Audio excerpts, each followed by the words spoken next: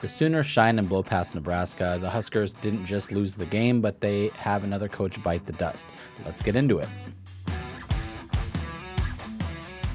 Hi, I'm Aaron Muller, and welcome to Cobsmacked. This is a Husker football channel that covers the Husker season and team news. If you enjoy the content, please be sure to like and subscribe to the channel so you don't miss more Husker videos like this. We're going to get right into the recap of the Week 3 game versus the number 6 Oklahoma Sooners. Obviously, the score kind of speaks for itself as to how the game went. It ended 14-49. A lot of people use that when you play Alabama or you play Georgia or teams like Ohio State, they use those as mirror games to see like how far do you have to go before you can compete at that top level. And Oklahoma certainly made us look in the mirror, and it was not pretty. Let's jump right into the numbers and see how big the gap has actually gotten. So as I mentioned, the score ended with 14-49 being the ending score. Getting into Nebraska stats, we had 164 yards in the air, 163 on the ground. Total yards ended at 327. Oklahoma side of that, they had 268 through the air and 312 on the ground, ending at 580 total yards. Looking at Nebraska's defense, we ended with 2 sacks, 5 tackles for losses, and 0 interceptions. The Sooners ended with 4 sacks, which I'm surprised that wasn't higher, 9 tackles for loss, and 1 interception. Special teams, we did not attempt a field goal. We did have 7 punts, averaging 42.3. The Sooners did attempt a field goal, and they missed it, but they had only 3 punts, but they averaged 48.7 yards per punt. We had 22 first downs. They had 31 first downs. Time of possession was pretty balanced, pretty even. We had it for 30 minutes and 24 seconds. They had it for 29 and 36 seconds. Penalties, we had 5 for 40 yards. They had 6 for 65 yards. Some of their penalties were pretty crucial in that we got to continue a drive that we otherwise wouldn't have, but it typically didn't matter as we didn't score anyway. Before even getting into these, breaking down these stats, it could have been way worse than what those numbers show. Venables let off the gas early in the third quarter, and if he hadn't started rotating in his depth, if he hadn't started bringing in that second team, third team guys for the last 24 minutes of the game, these stats could easily be ridiculously high. The score could have been so much higher than it was. So I think that's important to keep in mind. Looking at the offensive side of things, Casey Thompson didn't actually play that poorly. There was a couple passes. There was one where he threw Vokalek behind him, and Vokalek took a big hit on that play too. But aside from that, he didn't actually play that poorly. He went 14 for 20, which is 70%, for 129 yards and 1 touchdown to Trey Palmer to open the game. Most of those, yardage came from that first drive. But after that initial drive, the whole offense seemed to struggle very mightily. Chuba Purdy did get to see some play time later in the game. He had 29 total snaps, 7 and 11 on passing for 35 yards and 1 interception, but he did get that rushing touchdown late in the game. He wasn't the most accurate passer, but there was a spark to him. If a pocket would break down or whatever, he was able to scramble, and he showed his athleticism in that ability to be able to get outside the pocket and make something out of nothing. The run game struggled behind the offensive line as well. Anthony Grant had 13 carries for only 36 yards, which is averaging 2.8 yards per carry. A.J. Allen had 11 carries for 49 yards before he went out with an injury. Then Gabe Ervin came in later in the game, right around the same time Chuba Purdy did. He only had 7 carries, but he led the team in yardage with 60 yards. He looked good, and he fought for yards, and he ran hard. So I'd be surprised if he doesn't compete a little more these next couple weeks for that running back 2 spot, especially if A.J. Allen is hurt to the point where he's not able to practice. Hopefully he's fine. I mean, I don't know.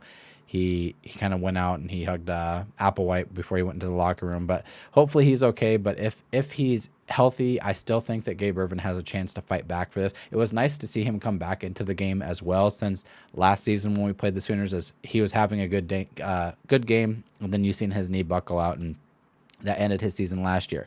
I was happy to see him come into this game and have, it wasn't the best performance that we could have asked for, but it was the best on the team. So as I mentioned, all those yards for all of the running backs that came in were hard-fought yards. They weren't, there was no big gaps to run through. That first initial drive, again, was an anomaly in the game. The first drive looked like everything was going to go smoothly the rest of the game. But we had holes to run through. We had push. We had guys open when we were passing. But outside of that first drive, we didn't have any gaps to run through. We didn't have any push up front. And so all of these yards you had to really fight for. The team only ended with 3.6 yards per carry on average. And all of this is kind of pointing to the offensive line. We weren't able to protect Casey Thompson when he went to go pass it. We weren't able to get these running backs any holes to run through. We didn't get any push up front. In fact, there's a lot of clips of guys kind of just letting guys fly by them and having cinder blocks for feet.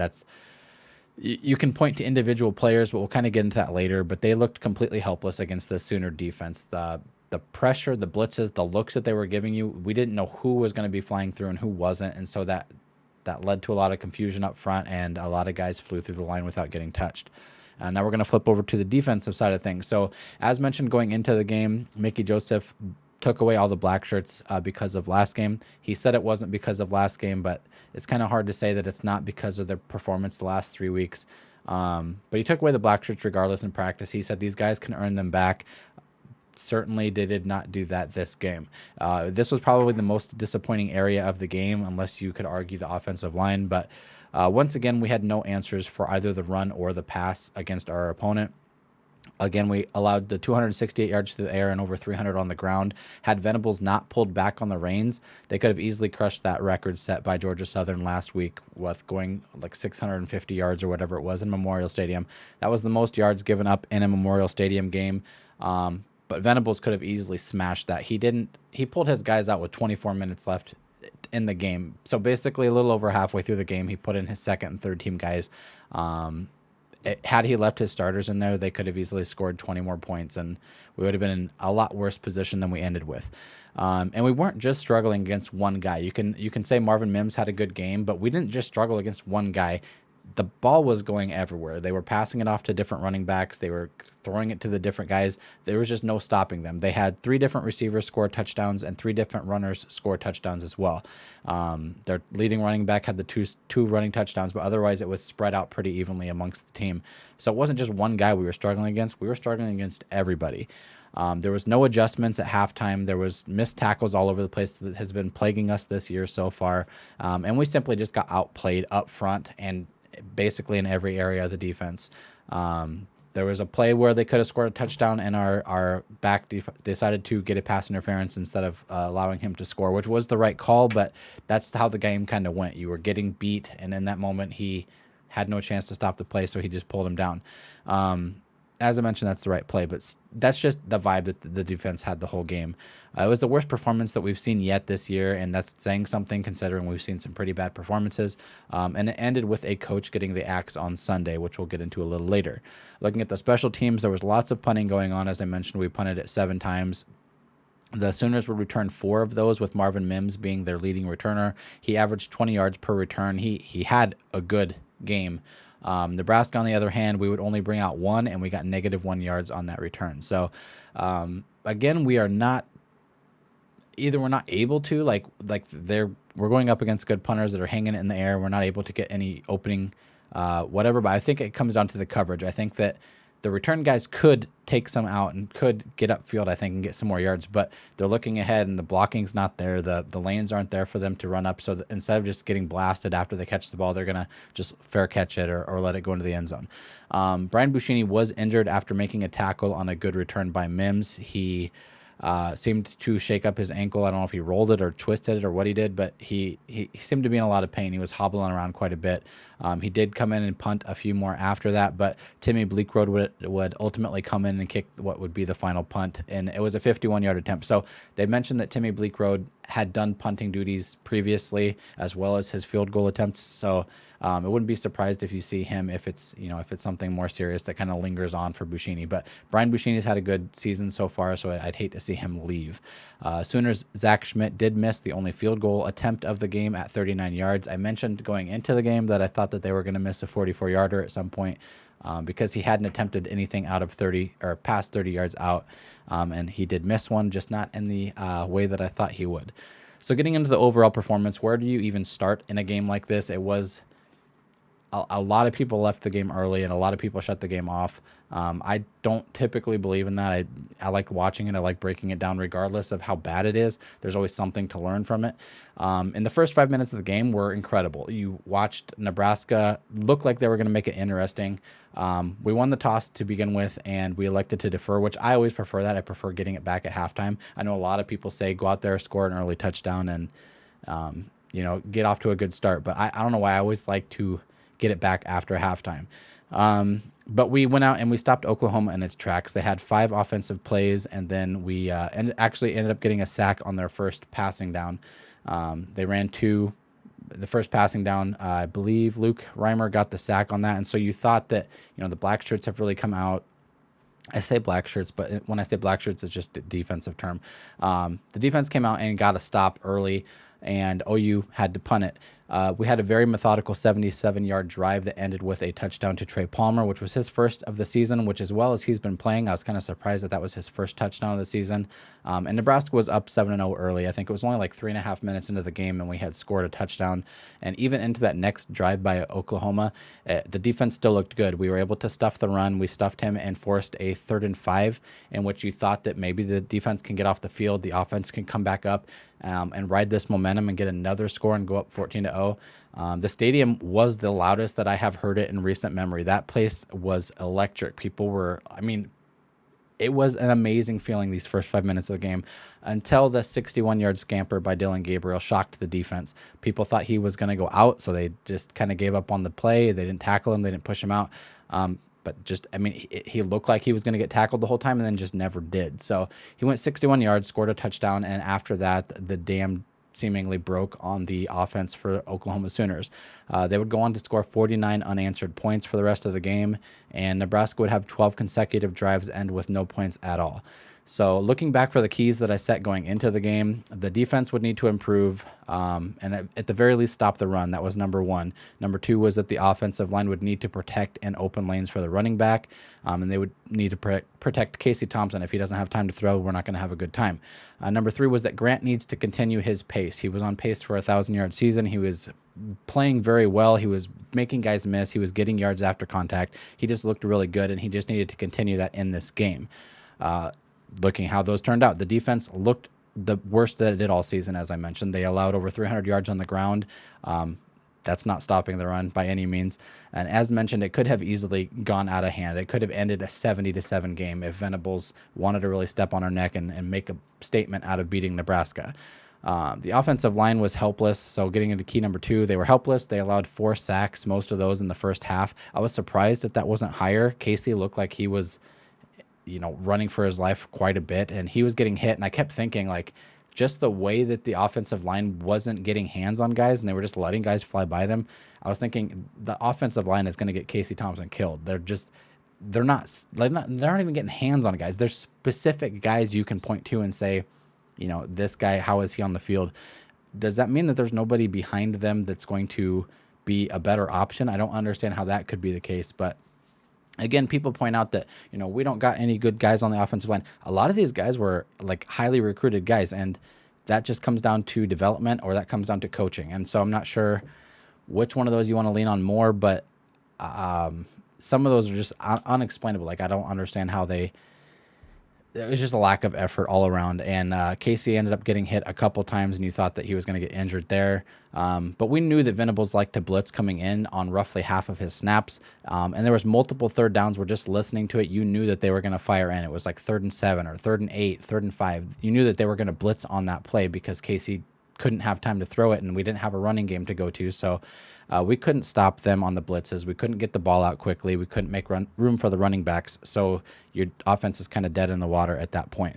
We all watched the game, and as mentioned, you can point at individual starters. You can point at individual players on that offensive line.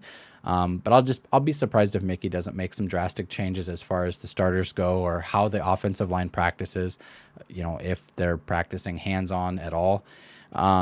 But getting number 3 on the keys, Grant just wasn't able to make his magic work. I mentioned that he might struggle against the faster, more aggressive Sooner defense, and he certainly did, maybe even a little more than I thought he would.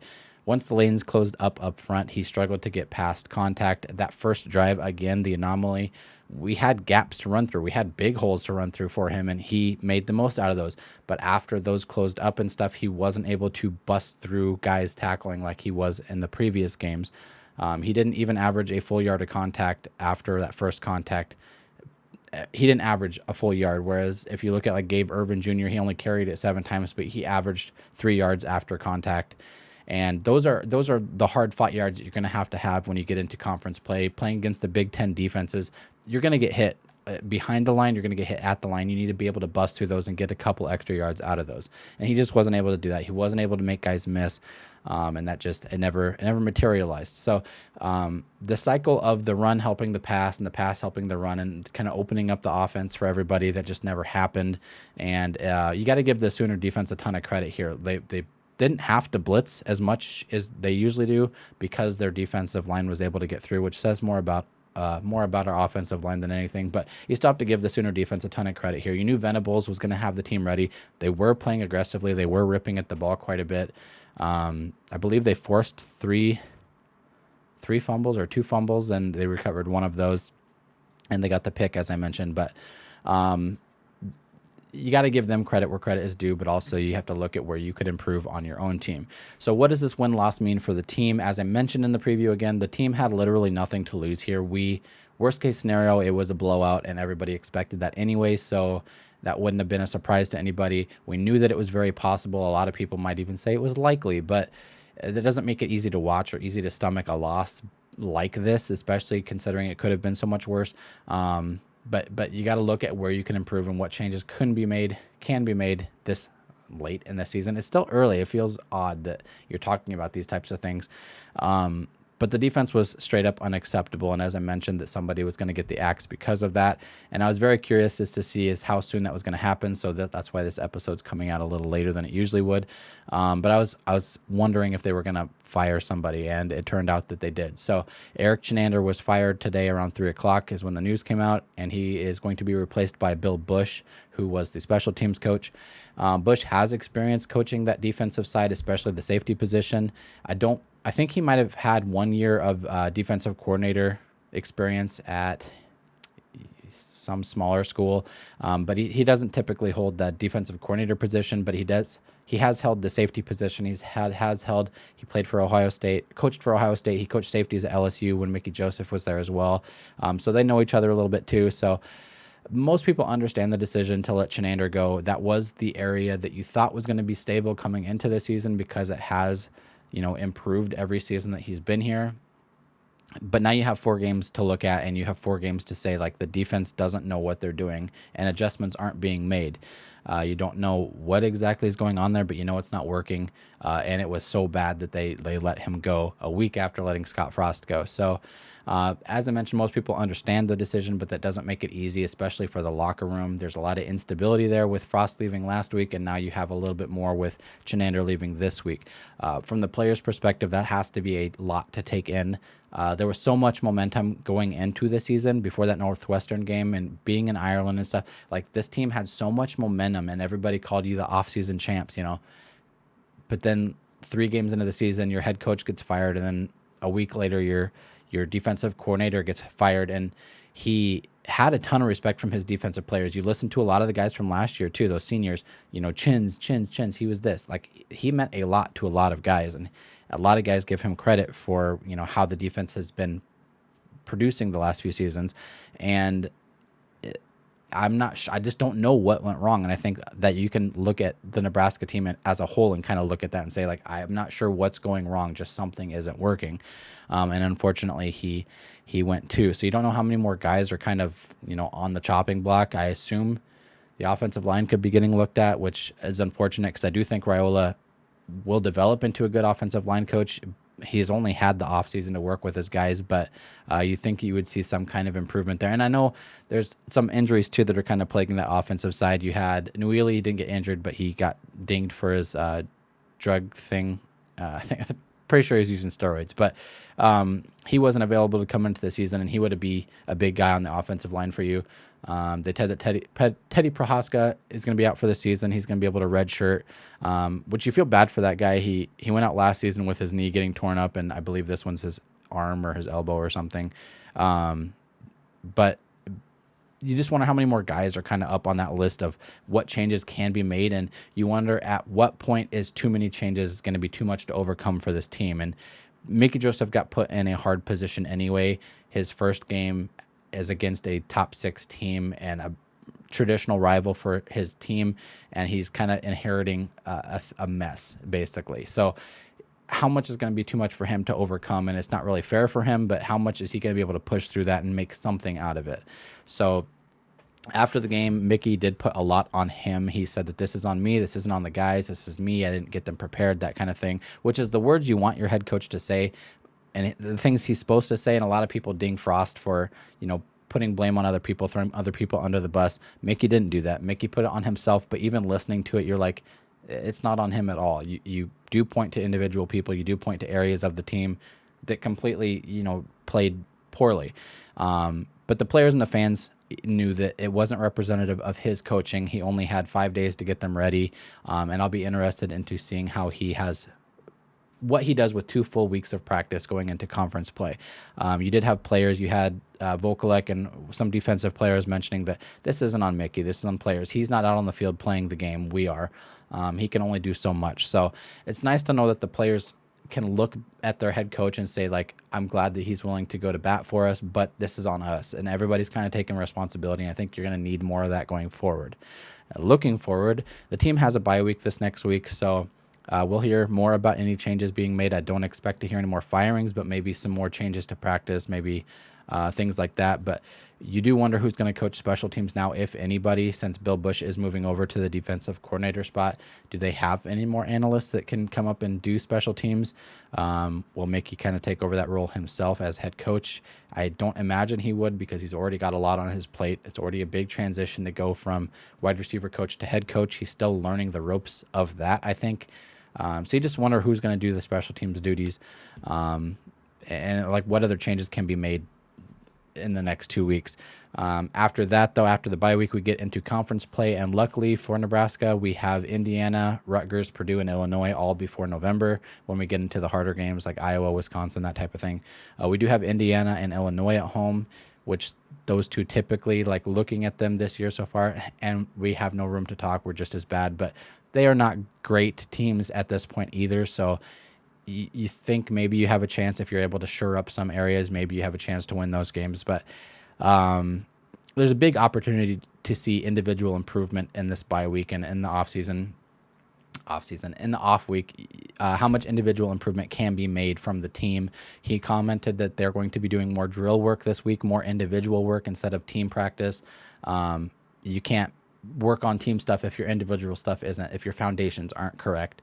I think that comes down to tackling, that comes down to eye discipline, that comes down to individual offensive line technique. You're going to get a lot more drill work done in this next week, and then maybe next week we'll work on some team stuff as well going into the game. So I wouldn't say that I'm necessarily still hopeful for the season. I don't know. A bowl game's kind of getting out of reach at this point. With the way the team's been playing, but I'm still interested in how the team's going to come out and play. I'm still optimistic. I still want to see if they come out and they play with heart, if they still play like they can win games. I don't like teams that can quit, and we haven't seen that so far. We haven't quit.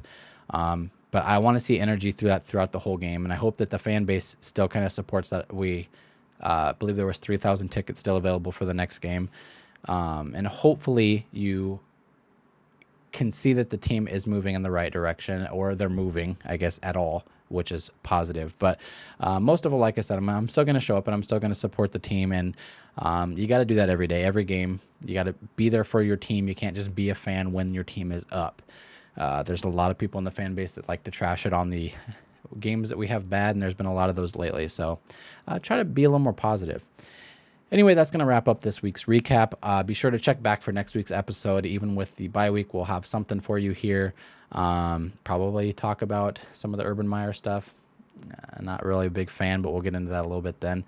Comment and find me on Twitter at Cobsmacked Media. But until next time, go Big Red.